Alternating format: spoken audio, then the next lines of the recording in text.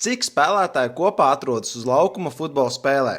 Nē, tas ir pārāk Kopā, vienkārši. abas Tas komandas ir pārāk kopā. vienkārši jautājums. 21. Plus Ko plus? 22. Nu, Cik valstis piedalās Eiropas čempionātā? arī 20, kaut kas. 30. 20, 23, 24.